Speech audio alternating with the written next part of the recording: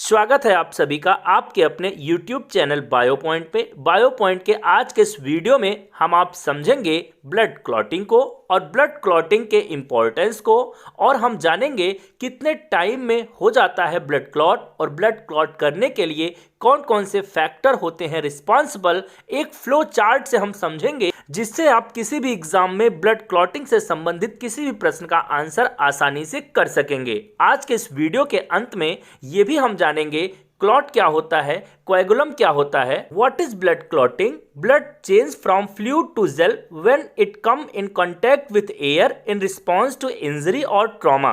Blood change हो जाता है फ्लूइड टू जेल मीडियम में जब वो कांटेक्ट में आता है एयर के in response to injury. It mean जब इंजरी होती है तो जो ब्लड फ्लूइड नेचर का होता है, आप जानते हैं लिक्विड कनेक्टिव टिश्यू है ब्लड, तो वो ब्लड किस में कन्वर्ट हो जाता है, सेमी सॉलिड फ्लूइड में कन्वर्ट हो जाता है। इस कन्वर्जन की प्रोसेस को हम लोग कहते हैं blood clotting. Aim and importance की अगर हम लोग बात करें ब्लड क्लॉटिंग का, to prevent the loss of blood from an injury. It means injury होने पे ब्लड का लॉस न हो हमारे बॉडी से, हमको ब्लड की कमी ना हो, ये प्रिवेंट करने का काम हमारे बॉडी में एक मैकेनिज्म के द्वारा होता है, उसको हम कहते हैं blood clotting. It is a natural defensive mechanism. It means ये एक नेचुरल प्रोसेस है और ये एक सीरीज ऑफ रिएक्शन के द्वारा ऐसा हमारे बॉडी में होता है। वहीं टाइम पीरियड की बात करें तो ब्लड को क्लॉट होने में 3 to 6 मिनट का समय लगता है। ब्लड क्लॉटिंग को अब इस फ्लो चार्ट से हम लोग समझें तो ड्यूरिंग इंजरी और ट्रॉमा, इट मीन जब टिश्यू इंजर्ड होता है हमारे बॉडी में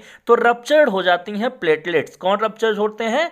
प्लेटलेट्स रप्चर्ड होते हैं और प्लेटलेट्स ही, इट मीन्स ब्लड सेल में प्लेटलेट्स रिस्पॉन्सिबल होते हैं ब्लड क्लॉटिंग के लिए। तो जैसे ही इंजरी होती है, टिश्यू इंजर होता है, तो प्लेटलेट्स रप्चर्ड होते हैं। ये रिलीज करते हैं एक सब्सटेंस जिसका नाम है थ्रोम्बोप्लास्टिन। क्या नाम है? थ्रोम्बोप्लास्टिन। याद रखिएगा, थ्रोम्बोप्लास्टिन हमारे लीवर में प्रेजेंट एक प्रोटीन है जिसका नाम है प्रोथ्रोम्बिन, और प्रोथ्रोम्बिन को किस में कन्वर्ट कर देता है? थ्रोम्बिन में। आप ये ध्यान रखिएगा, यहां पे विटामिन के का बहुत इंपॉर्टेंट रोल है। प्रोथ्रोम्बिन का जो फॉर्मेशन होता है वो लीवर में होता है और इसके लिए रिस्पॉन्सिबल होता है विटामिन के।